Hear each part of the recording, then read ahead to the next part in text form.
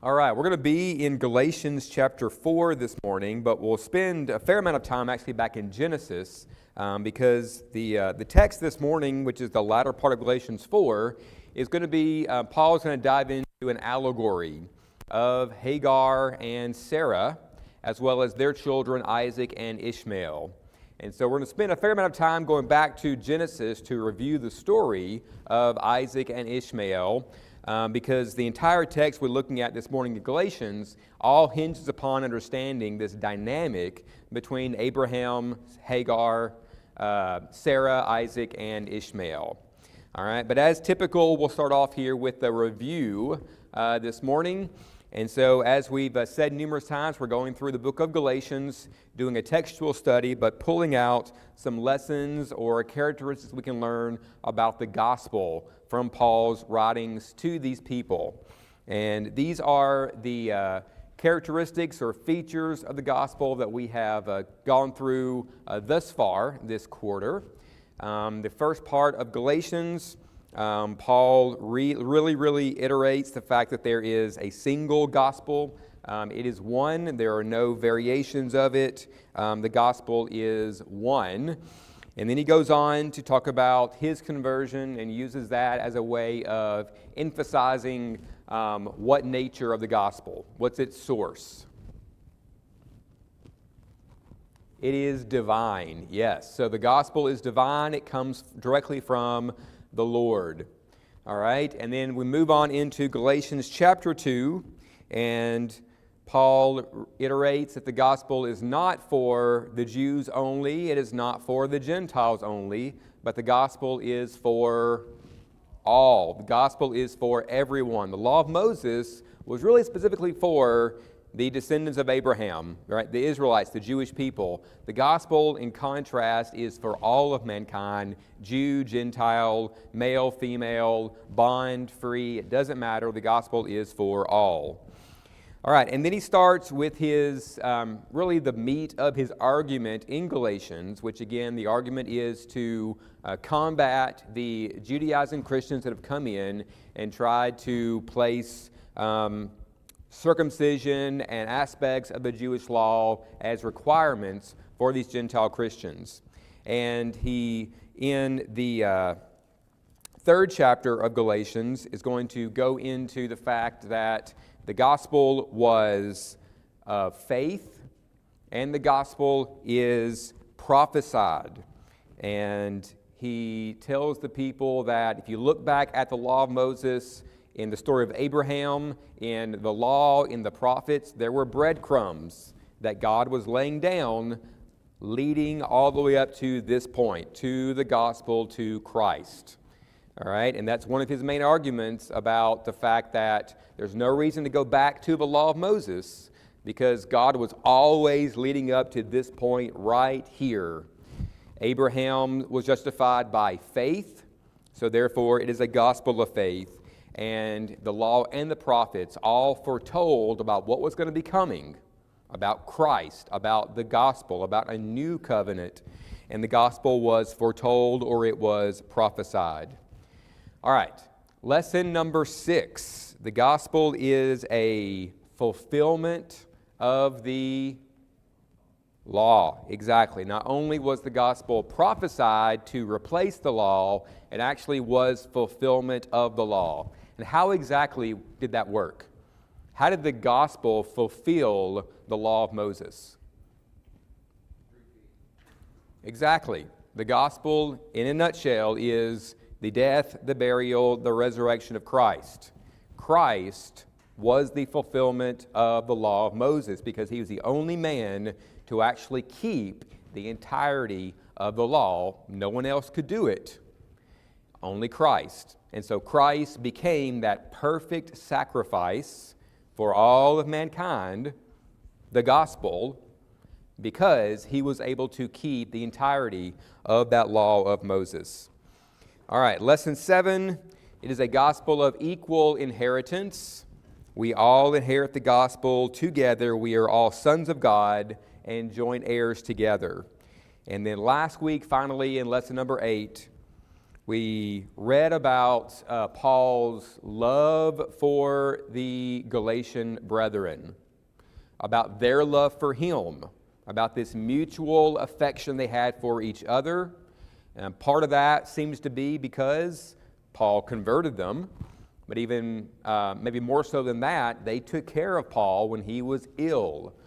All right, Paul references his illness when he was there in Galatia, and likely that delayed him, and he kept him in that same area for a while, and he spent time there preaching to the people. And he has a love and affection for them because they helped take care of him while he was ill at that time, possibly because he was recovering from being stoned. We know that he was stoned in Lystra to the point that they thought they had killed him, actually, and so that had to have taken time to recover from that stoning. It also could have been some other illness as well, but they took care of Paul physically, and he took care of them spiritually, and therefore he appeals to that mutual affection they have for each other. Again, just really trying to get them to not go back to the law of Moses and dilute out the gospel, dilute out the words that he had spoken to them. All right, so the appeals that he makes, we're going to add to these appeals today, actually. But the appeals so far that he makes to them, the meat of his letter here, are reasons why they do not need to go back to the law of Moses. One was their personal experience with their own conversion when he was there. One I referenced just a moment ago, the gospel in the Old Testament, and who was justified by faith. Abraham, exactly. Gospel in the Old Testament, Abraham was justified by faith. That's one of Paul's main arguments. Not by works, but by faith. And that was one of the breadcrumbs God was leaving about the gospel. And then he also goes on to quote from a couple of different places, and he shows them that the law and the prophets, both parts of that Jewish tradition, the law and the prophets both foretold about Christ coming. And then he goes on to emphasize that the law was what? Was it always meant to last forever? It was meant to be temporary. The law was never intended to last forever. It was always meant to be a temporary covenant with the people, and it would be replaced eventually with the gospel. All right? And then he goes on to make this contrast between slavery and sonship. Why would you want to go back to slavery when you've become sons of God, when you've become heirs, when you have an inheritance in heaven? Why go back to that state of slavery? All right, and then last week, just a quick review of those 3 points from last week. Paul's concern for the Galatians. He does not want them to return to slavery. He does not want them to lose the blessings that they have obtained through their inheritance, through their conversion to Christianity. And he also is really saddened that since his time with them, they have not grown in their faith.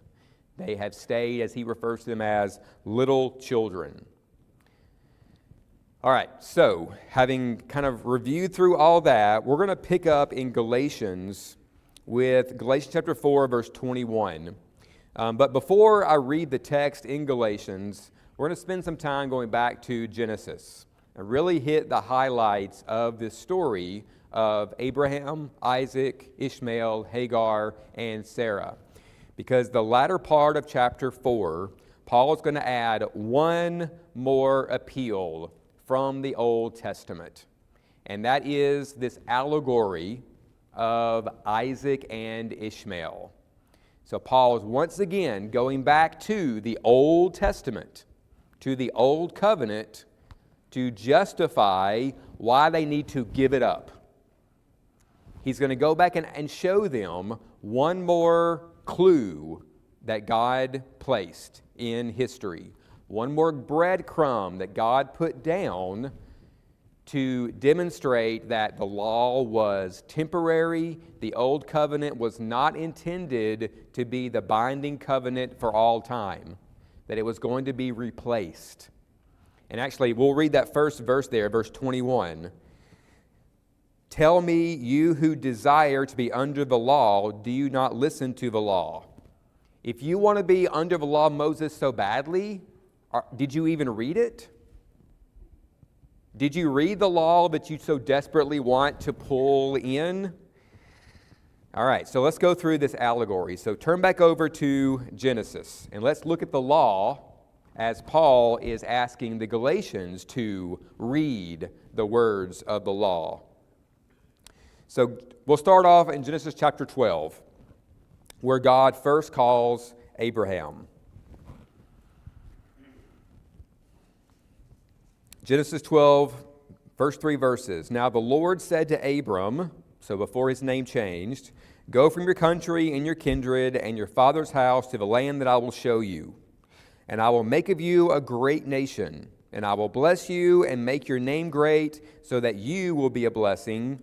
I will bless those who bless you, and him who dishonors you I will curse, and in you all the families of the earth shall be blessed. At this point in time, how old is Abraham? Look at verse 4. He is 75 years old. All right? So Abraham is 75 years old, and God is calling him out of the land where he is to relocate himself and his family to the promised land, to the land of Canaan. This is the first call we have of Abraham, and this is when God initially makes a set of promises to Abraham. And those promises include, I will make of you a great nation, I will bless you, I'll make your name great, you will be a blessing, I'll bless you, and whoever dishonors you, I will curse. And then that last part, in you all families of the earth shall be blessed. That was a direct reference to Christ, to the gospel. Because through Abraham's seed, Christ would come along. And through Christ, we have the gospel. And the gospel is why we are blessed. The gospel is why all nations of the earth will be blessed. So God here makes his first promise to Abraham about the gospel that would come along many, many years down the road. All right, so we're going to, just hit some highlights here as we go through Abraham's life. Not necessarily pertinent to our discussion today, but I did want to point out in Genesis chapter 14, beginning in verse 17 and following, we have the story of Abraham's encounter with Melchizedek. And we've been studying Hebrews on Wednesday nights. And the writer of Hebrews brings up this story right here of Melchizedek as a way of describing how Christ is superior to the Levites, how Christ is superior to the priests. So, not pertinent for us today, but again, love seeing these parallels between our classes here on Sunday morning as well as Wednesday night, because all this stuff, right, it all ties together. Okay, so then let's jump over to the first part of chapter 15. All right, God's going to make his second promise, or at least a reiteration of the same promise in chapter 15. Verse 1, after these things, the word of the Lord came to Abram in a vision. Fear not, Abram, I am your shield, your reward shall be very great. But, important word right there, but Abram said, O Lord God, what will you give me? For I continue childless, and the heir of my house is Eleazar of Damascus. One of my servants is my heir. I don't have an actual heir. I have no children. So how are you going to make me a great nation?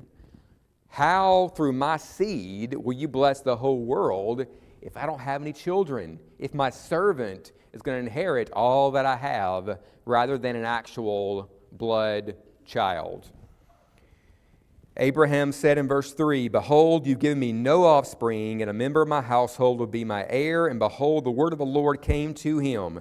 This man, the servant Eleazar, shall not be your heir. Your very own son shall be your heir. And he brought him outside and said, Look toward heaven and number the stars, if you are able to number them. Then he said to him, So shall your offspring be. And he believed the Lord, and he counted it to him as righteousness. Paul's already referred to that statement earlier in Galatians, that Abraham was justified by faith. And what was the faith that Abraham was justified by? He had faith in what? That's right. God made a promise when Abraham was 75 years old, and God reiterates that same promise right here. Abraham questions it. How are you going to fulfill this promise you've made to me? I don't have any children. And God says, look at the stars. You will have children, and they will be from your son, and they will number as many as the stars that you see in the sky at nighttime. And Abraham had faith. And that's what God calls us to as well. What promises has God made to us that we've yet to see fully fulfilled? Do it? Eternal life, right? Is anybody in heaven yet? Have y'all seen heaven? Do you believe it's there? Do you believe that you're going to go there at the end of this earthly life? I hope that you do. And that is the exact same relationship that Abraham was justified by. That God made promises to him, and he had no direct evidence they were going to come true. He was really old. His wife was very old. They had no children, no prospects of ever having children, but God made a promise. And Abraham said, all right, God, I believe you. I have faith this is going to happen. And that's why it says right here in verse 6, he believed the Lord, he had faith, and God counted it to him as righteousness. Abraham was justified by his faith, just as we too are justified by our faith in God's promises that he's made to us that we read about in the New Testament. This phrase right here, counted it to him as righteousness, is quoted 4 different times in the New Testament. Galatians 3:6 was one of those. We've read that one already. Twice in Romans and also in James, New Testament writers are quoting this right here. James 2:23, Romans 4:3, and Romans 4:22. Counted it to him as righteousness. It means it's pretty important. If 4 different times it was quoted in the New Testament, it was quoted for a reason. And that reason is because it's the basis for our salvation, just as it was for Abraham's salvation. Hebrews 11:1 says, now faith is the assurance of things hoped for, the evidence or conviction of things not seen. That is the faith that Abraham had, and that's the faith that we are called to have. All right? Faith is the evidence of things hoped for, the conviction. Are you convicted about what you haven't seen yet? Are you convicted that God is real? Are you convicted that Christ died, that he was resurrected? Are you convicted that heaven is a place that you will go to at the end of this life? That's the faith that binds us to the gospel, and that's the faith that bound Abraham to God as well. All right, so after God makes this second promise and expands upon it a little bit here to Abraham, then he and Sarah begin to get a little impatient. And in chapter 16, beginning in verse 1, now Sarai, Abram's wife, had borne him no children, but she had a female Egyptian servant whose name was Hagar. And Sarah said to Abram, behold, now the Lord has prevented me from bearing children. Go in to my servant, and it may be that I shall obtain children by her. So they're beginning to get a little impatient about God's promise. And so she gives her servant, her handmaid, Hagar, to Abram, and they conceive and have a child, and his name is Ishmael. All right, but then things don't go super smooth. let's see, in verse 5, and Sarah said to Abram, may the wrong done to me be on you. I gave my servant to your embrace, and when she saw that she had conceived, she looked on me with contempt. Let's see. The latter part of verse 6, Sarai dealt harshly with her, and she fled from her. Sarah got what she asked for. She got a son, if you want to call it that, through her handmaiden, but she was not happy with the outcome. And she was very harsh with Hagar and this baby Ishmael, and they had to flee. They had to run away because of the way Sarai was behaving towards them. But eventually God calls them back and they return. All right, so we have Sarah's impatience, Abraham's impatience, and we have a son born outside of the marriage relationship. And this is not the son that God had promised Abraham. And that son, Ishmael, Paul is going to use in his allegory in Galatians when we get back over to our main text. All right? Let's see. Verse 16 of, let's see. I think I wrote that wrong. Well, I wrote down the verse and now I can't find it. But Abraham is 86 years old when Ishmael is born. So we have moved forward in time around 10 years or so, and Abraham is 86 years old by now. All right, so Genesis 17. God's going to reiterate his promises a third time to Abraham. Genesis 17, let me read verse 4. Behold, my covenant is with you, and you shall be the father of a multitude of nations. And then he goes on to change his name from Abram to Abraham. And then let's pick up in verse 16. Speaking of Sarai, I will bless her, and moreover, I will give you a son by her. Not Hagar, not this Ishmael that's been born to you. I'm going to give you a son through Sarah, through your wife. I will bless her, and she shall become nations. Kings of people shall come to her. Then Abraham fell on his face and laughed, and said to himself, shall a child be born to a man who is 100 years old? Shall Sarah, who is 90 years old, bear a child? And Abraham said to God, why can't Ishmael be your chosen? I have a son. Why can't you just use him? Because this thing that you're telling me, it's not going to happen. I'm too old to have kids. Sarah's too old to have kids. Why do you keep going down this road, God, when I already have a son? Just use him to fulfill your promise. But that was not God's intention. God said in verse 19, no. But Sarah your wife shall bear you a son, and you shall call his name Isaac. I will establish my covenant with him as an everlasting covenant for his offspring after him. And then he goes on to say that your son Ishmael, I will bless him, and he will become a great nation in his own right, but he is not the covenant son.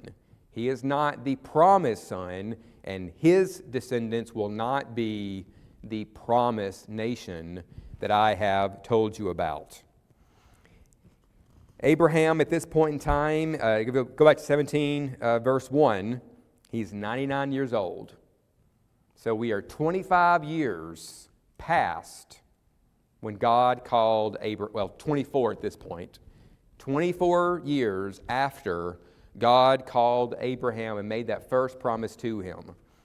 So just put yourself in Abraham's shoes for a minute. You're 75 years old. You've lived a pretty long life. God promises you are going to have a son. 25 years go by. No son. All right, 25 years. That's a quarter of the life of the average person. All right? 25 years waiting on this promise from God. He got impatient along the way. He tried to fast forward a little bit through Ishmael. God said, no, that's not my plan. And now Abraham is 99 years old when God makes his promise to Abraham a third time. And he says, it's going to happen. I'm just reminding you, that promise that I made to you 25 years ago, and I made to you again, I'm making it to you a third time now. It is going to happen. All right, so let's see. Look over at chapter 18, beginning in verse 10.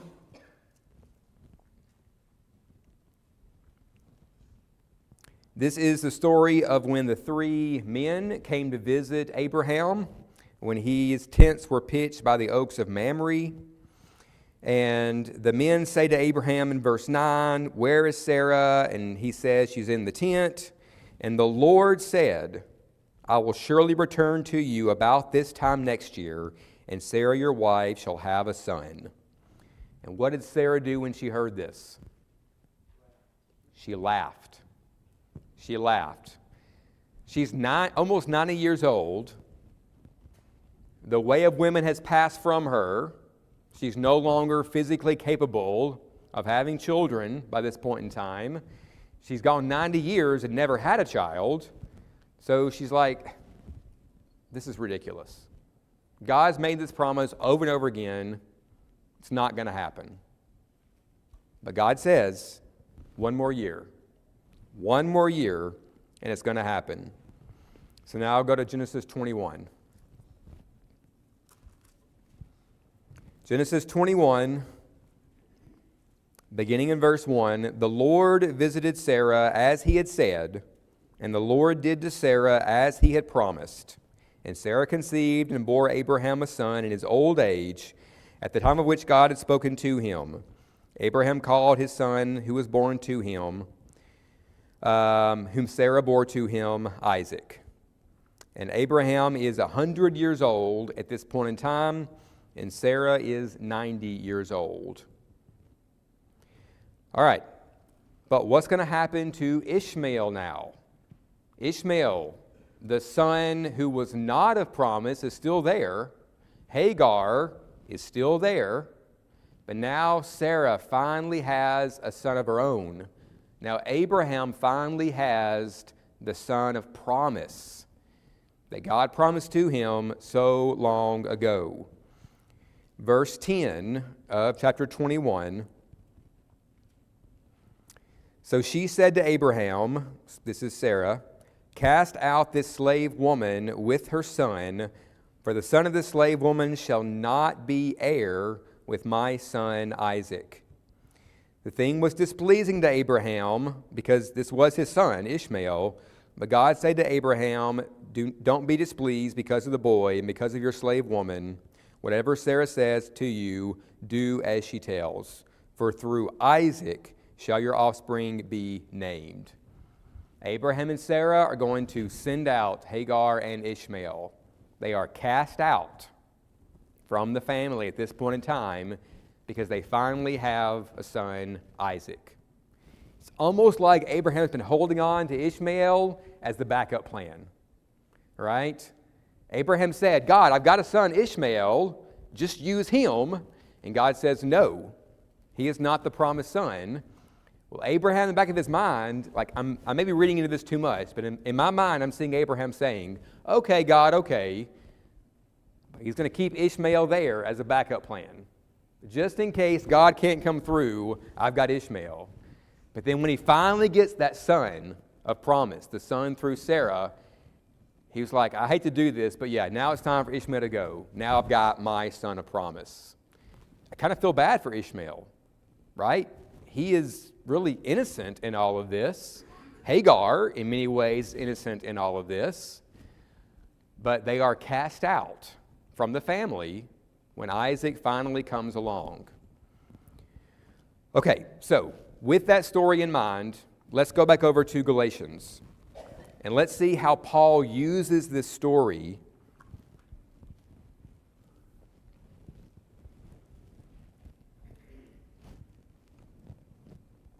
All right, Galatians 4, we'll read 21 through the rest of the chapter.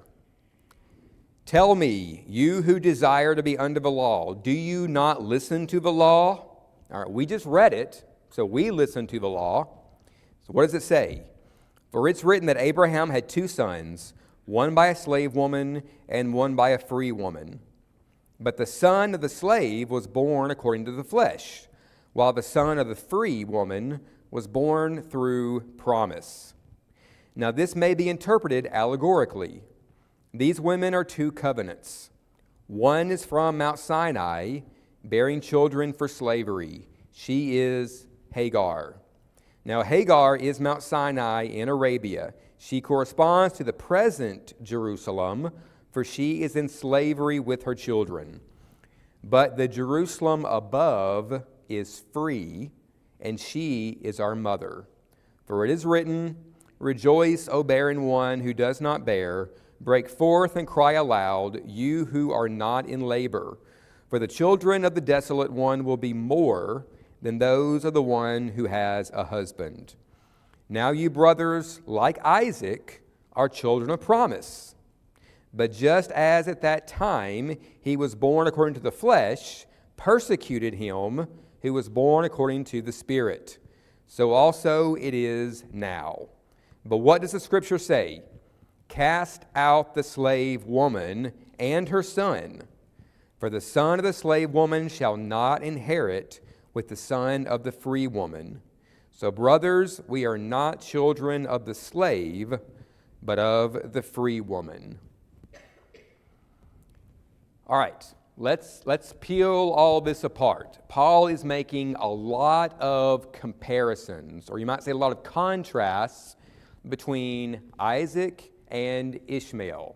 And he says, right here, this can be interpreted as an allegory. So he's saying, I'm going to show you how this story of Isaac and Ishmael is an allegory. It's a metaphor for what you're experiencing right now. We've got two sons of Abraham, Isaac, and we've got Ishmael. And they have two different mothers. The mother of Isaac was Sarah. And Isaac was born in the marriage relationship. And we have Ishmael, whose mother was Hagar, who was born outside of the marriage relationship. And they have different statuses. Isaac was born free because his mother Sarah was Abraham's wife. But Ishmael was born into slavery because his mother was a servant.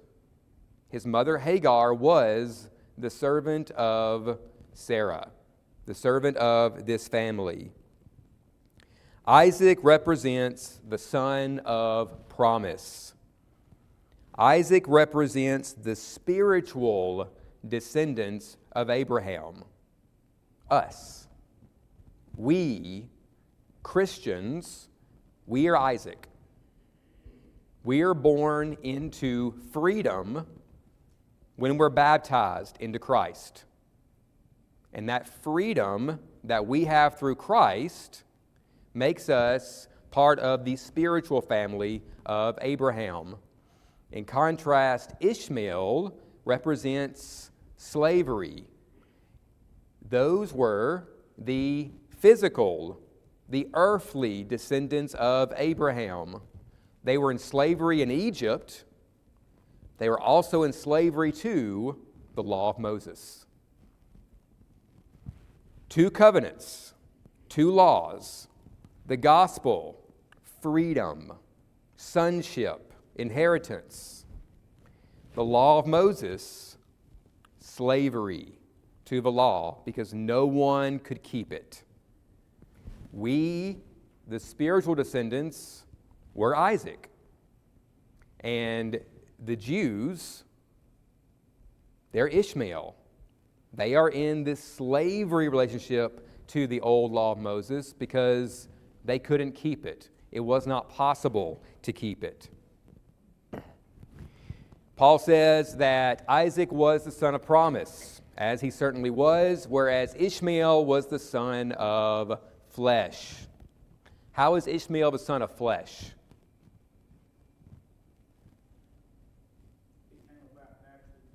He came about naturally. Isaac was a miraculous birth. Sarah was 90 years old. She was past the point of having children. She was physically not able to have children anymore. Isaac was a miraculous birth. He was the son of God. He was the son of promise. In contrast, Ishmael came about through just a fleshly relationship between Abraham and Hagar. No spiritual intervention by God, no miraculous birth there. Ishmael was a son of flesh. And this is an important contrast right here because we know that flesh and spirit, flesh, works are contrasted with faith, promise, spirituality. And Paul is really bringing up this contrast between these two sons of Abraham. Isaac represents the new covenant, whereas Ishmael represents the old covenant. What is the new covenant? The gospel. The whole theme of our class this quarter is the gospel, that new covenant. That's Isaac. Isaac represents freedom. Isaac represents promises. Isaac represents the gospel, whereas Ishmael represents flesh, slavery, the law of Moses, the old covenant. And then he talks about Jerusalem, and he mentions in verse 25, Hagar is the present Jerusalem, whereas the free, Isaac, is the Jerusalem above. What is the present Jerusalem? What is found, at least when Galatians was written, what was found there at the present Jerusalem? The temple, the hub of the Jewish faith. What is the new Jerusalem? What is the Jerusalem above? Heaven. So we've got two different spiritual hubs. We've got Jerusalem, the temple, the hub of the old covenant, and we have Jerusalem above, the new Jerusalem, which is heaven, our destination, and that is the hub of the gospel, the hub of the new covenant. All right. Isaac represents the gospel. Ishmael represents the law of Moses.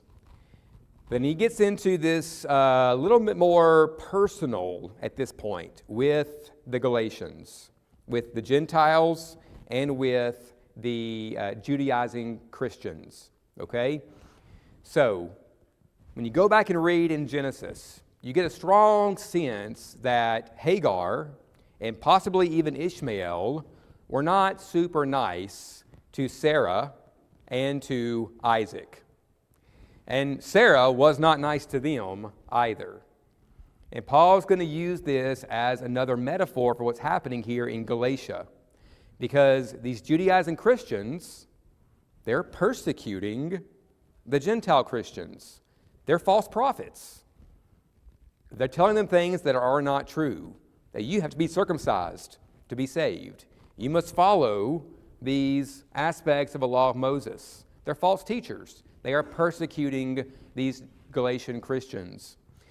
And Paul says, let's see, where is it at? Verse 29, but just as at that time he who was born by the flesh, that's Ishmael, persecuted him who was born according to the Spirit, that's Isaac, so also it is now.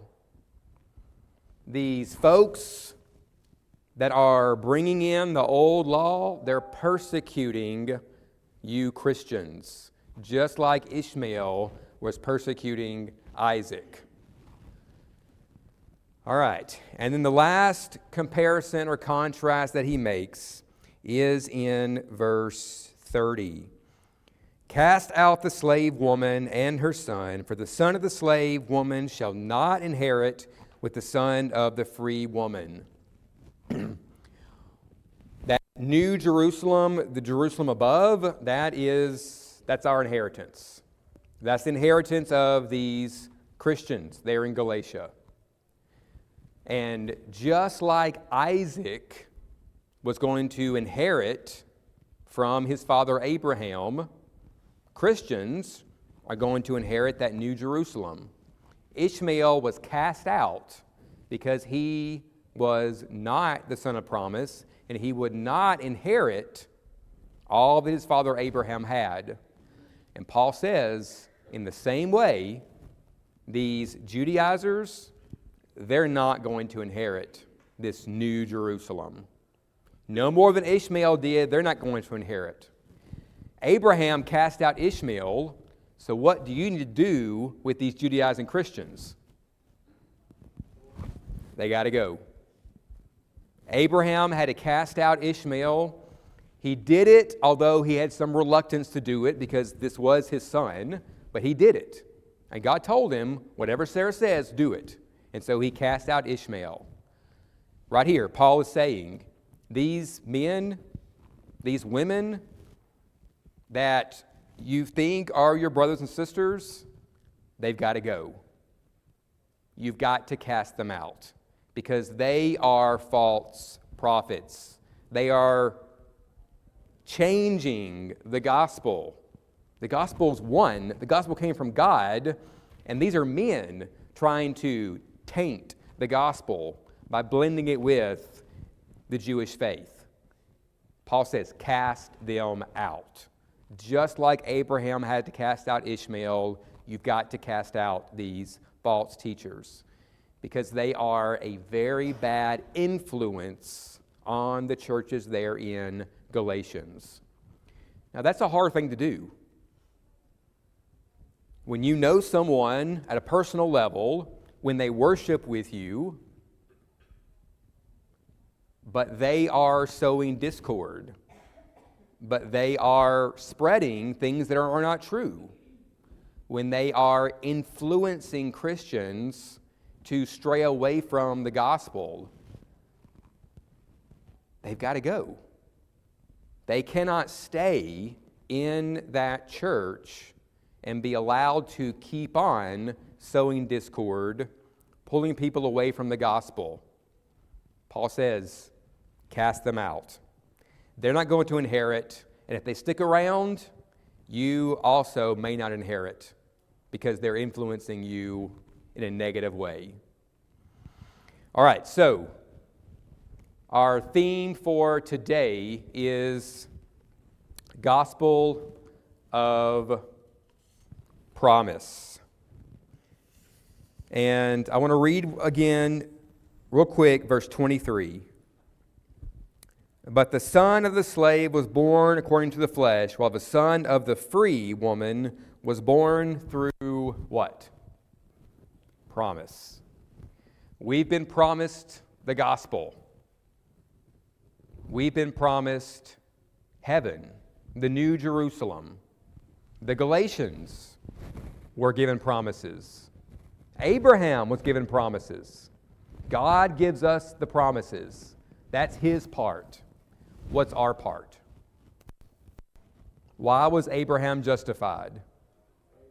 Because he believed the promises, because he had faith. It's a two-way relationship between us and God. God makes the promises to Abraham, to the Galatians, to us. Abraham had faith. It wavered. Let's be honest here. It wavered on occasion, but Abraham had faith. Paul is begging the Galatians, have faith. Have faith. And that's what we're called to do as well. Have faith in what God's promised us, and you'll be justified just like Abraham was. All right, thanks for your attention. I will see y'all in worship service.